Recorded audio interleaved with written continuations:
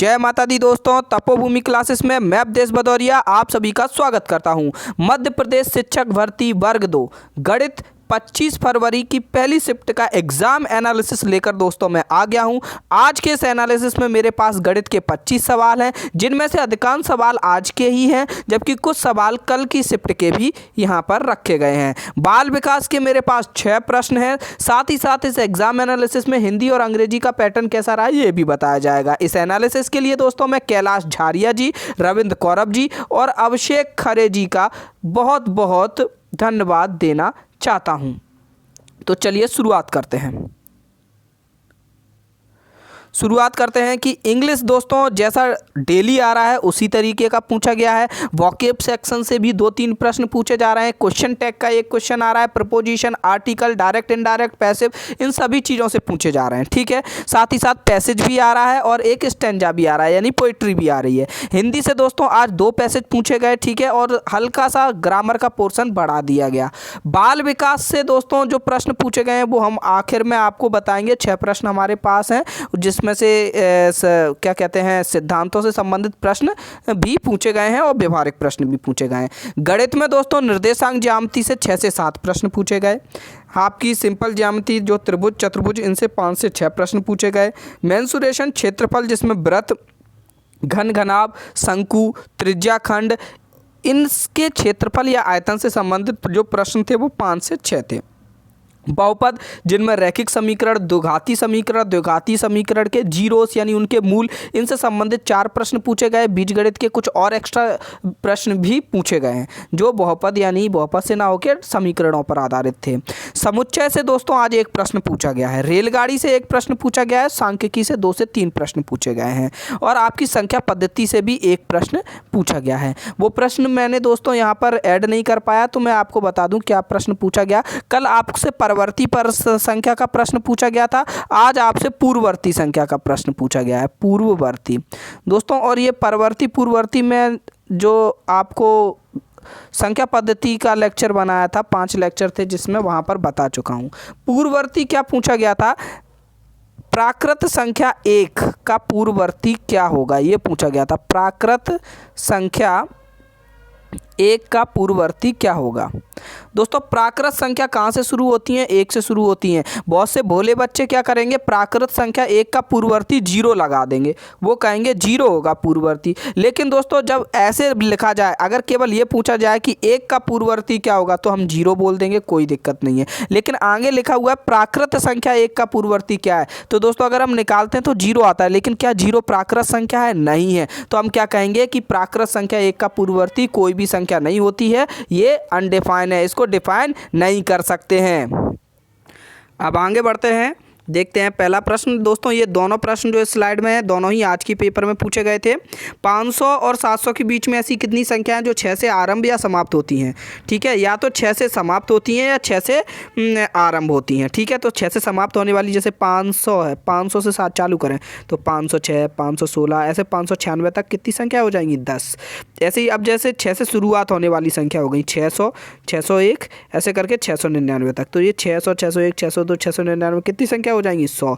ऐसे ही 7, ये 6 से ख़त्म होने वाली, सॉरी ये लाइन आएगी ही नहीं। ठीक है, क्योंकि 700 तक की पूछी है, तो 700 तक कितनी हो जाएंगी, 110 संख्या हो जाएगी। 10 ये 100 ये 110 संख्या हो जाएंगी। ये वाली लाइन आएगी नहीं, गलती से लिख दी है मैंने। ठीक है, अब बढ़ते हैं दूसरे क्वेश्चन पे। दूसरा प्रश्न दोस्तों क्या था, समलंब चतुर्भुज का था।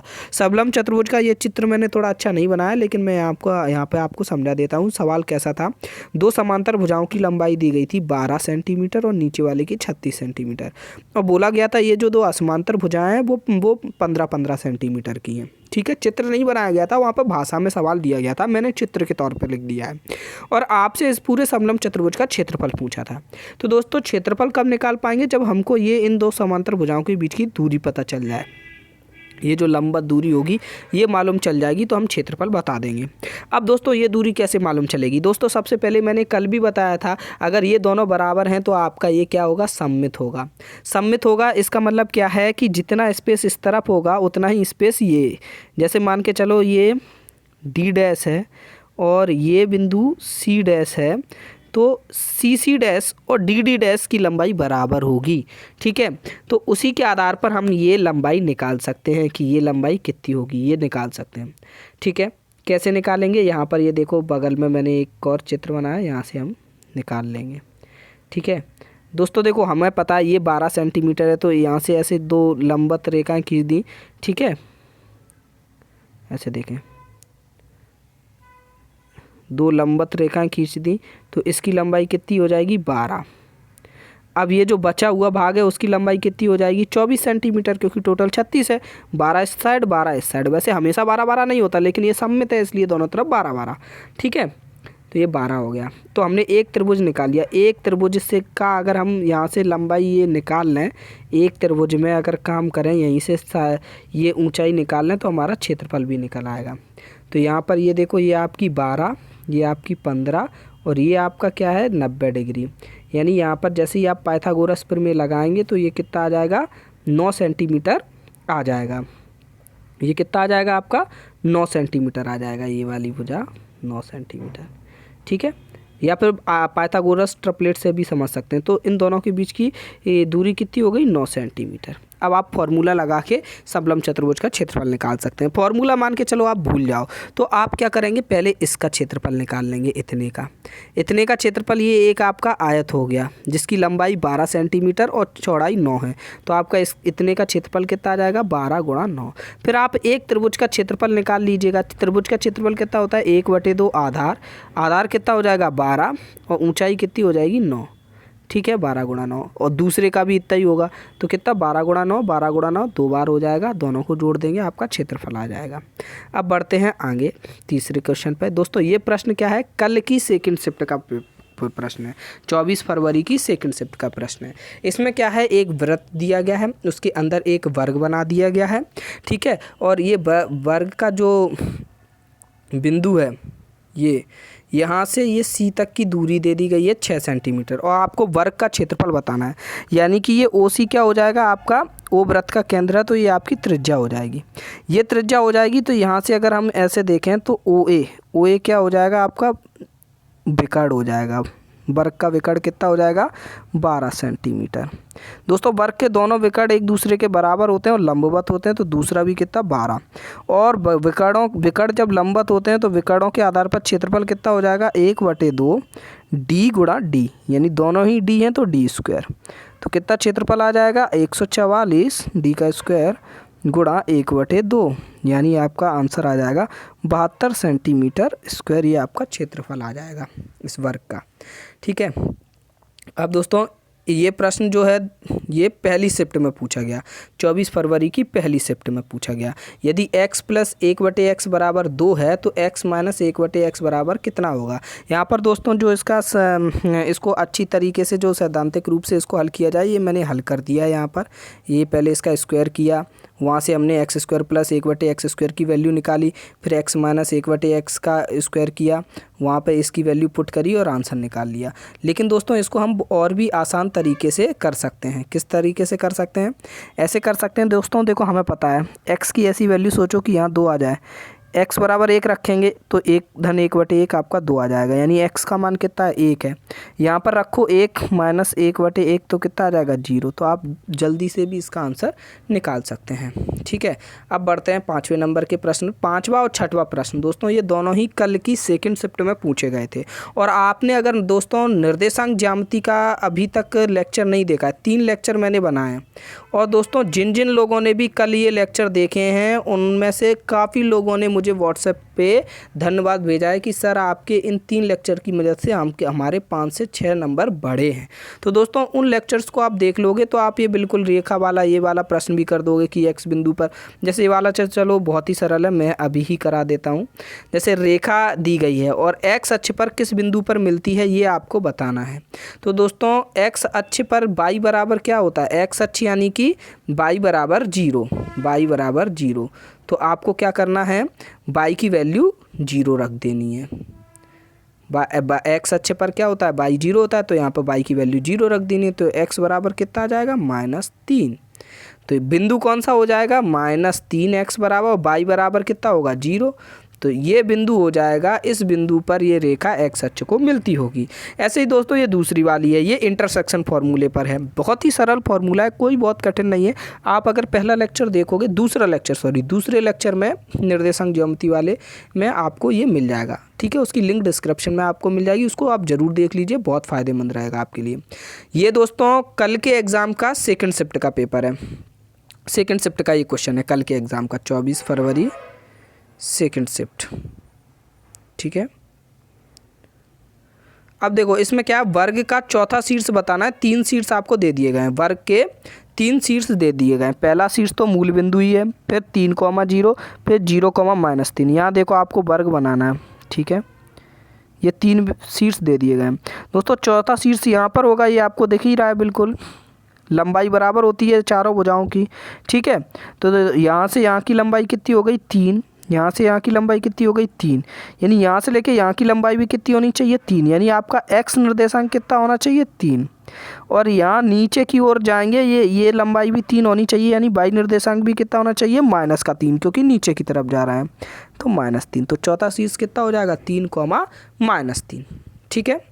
निर्देशांक ज्यामिति वाला चैप्टर देख लीजिएगा, बिल्कुल सिंपल है ये सारी चीज़ें। ये भी देखो, ये 24 फरवरी की पहली शिफ्ट में पूछा गया, ये भी निर्देशांक ज्यामिति का सवाल है। एक त्रिभुज के 3 शीर्ष आपको दिए गए हैं और पूछ दिया गया है यह त्रिभुज कैसा होगा, और वहाँ पर ऑप्शन कैसे थे दोस्तों, अधिक कोण त्रिभुज, न्यून कोण त्रिभुज, समकोण त्रिभुज, इस तरीके के ऑप्शन थे, ठीक है। कोण के आधार पर बताना था। तो दोस्तों यहाँ से हमने ये तीनों बिंदु बना लिए, 3.5 यहाँ बन गया, 6.8 यहाँ बन गया, 9.11 यहाँ बन गया, ठीक है। इनको हम जिस भी तरीके से मिलाएंगे दोस्तों, ठीक है। तो ये जो आपका त्रिभुज बनेगा, ये अधिक कोण त्रिभुज बनेगा दोस्तों, अधिक कोण त्रिभुज। क्यों अधिक कोण बनेगा दोस्तों, अगर समकोण बनता ना तो क्या होता कि एक रेखा दूसरे पर लंब होती, इस तरीके की आकृति आपकी होती कि एक लंब होती, तो उसका एक वहाँ पे स्थिर रहता। या फिर दोस्तों अगर न्यून कोण बनता तो 2 यहाँ होते, एक यहाँ कहीं होता बिंदु, ठीक है। तो आपका न्यून कोण त्रिभुज बन जाता। लेकिन ये और भी दूर हो गया, तो हमको स्पष्ट दिख रहा है कि यह अधिक कोण त्रिभुज है, ठीक है। अदरवाइज यहाँ पर हम तीनों भुजाएं निकाल कर उनकी लंबाइयों को देखकर और उसमें पाइथागोरस प्रमेय लगाकर भी अधिक कोण, न्यून कोण या समकोण है ये भी बता सकते हैं, लेकिन उतना करने की ज़रूरत नहीं है हमें, ठीक है। अगर दोस्तों यहाँ पर इस तरीके से ऑप्शन में आ जाता कि ये त्रिभुज कैसा है, विषमबाहु त्रिभुज, समबाहु त्रिभुज या समद्विबाहु त्रिभुज, तो यहाँ पर हम फिर देख लेते कि इसकी ये भुजा और ये भुजा दोनों बराबर हैं।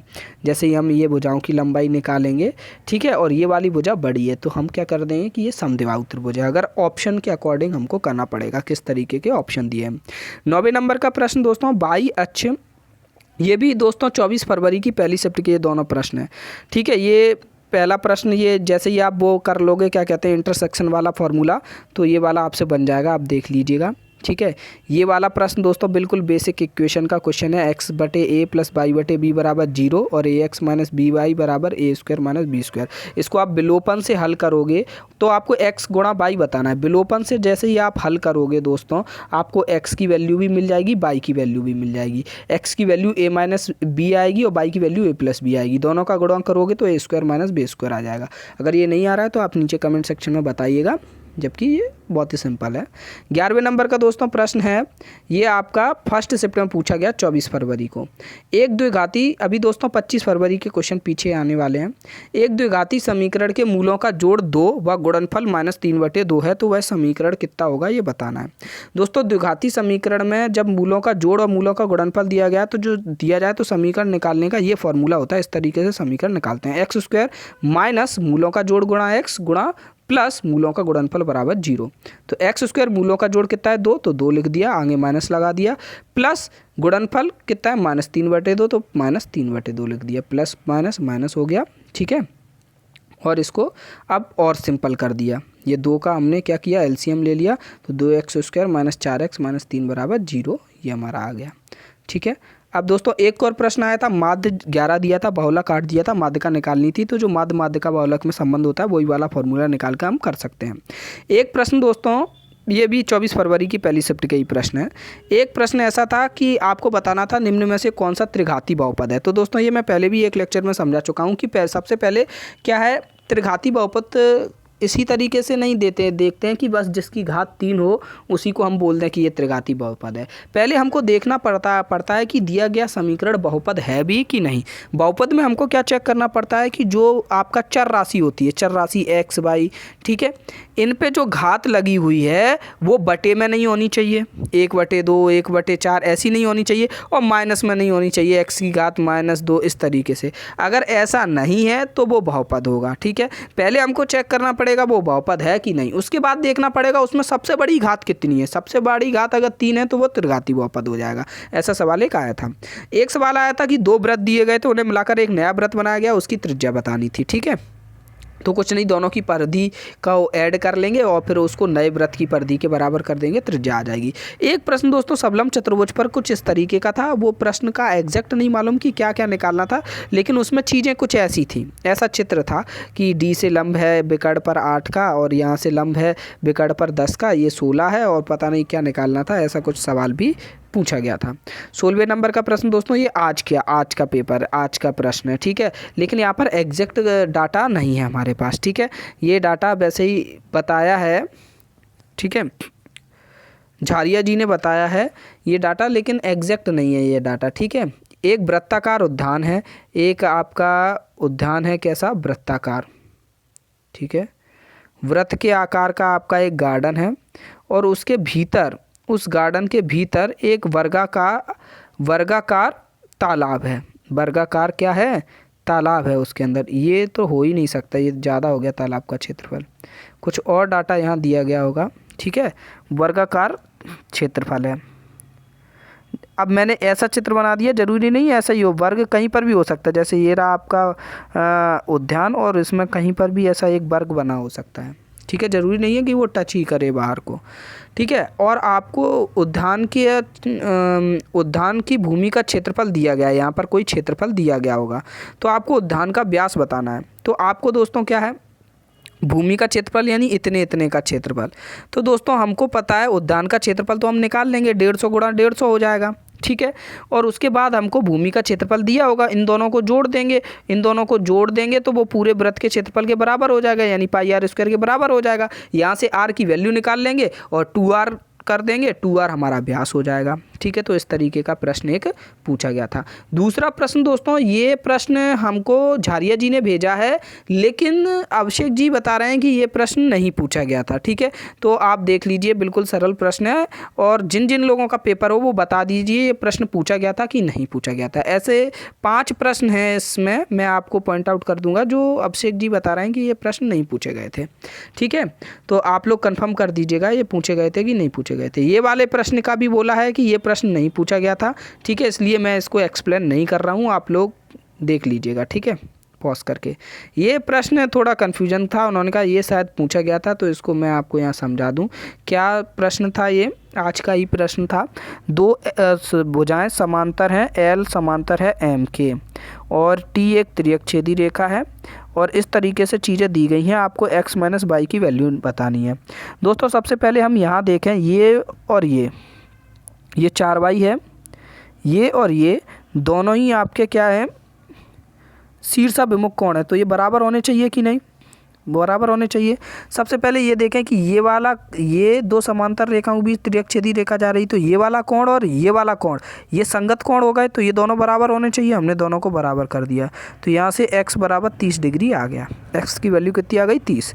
x की वैल्यू 30 आ गई, तो ये वाला कोण कितना आ जाएगा, 100 डिग्री। 30 वैल्यू यहाँ रख दी, 100 डिग्री।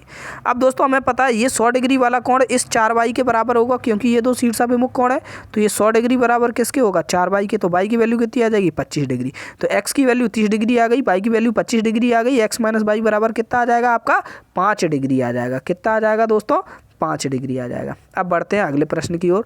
दोस्तों इस प्रश्न के बारे में भी बताया गया कि ये प्रश्न नहीं पूछा गया, तो ये सरलीकरण का प्रश्न और शायद मेरे अंदाज से नहीं आया हो, लेकिन पता नहीं क्यों उन्होंने लिख के भेजा है, इसलिए मैंने पहले ही यहाँ पे नोट डाउन कर लिया था, इसलिए ये सारे क्वेश्चन रह गए हैं, ठीक है।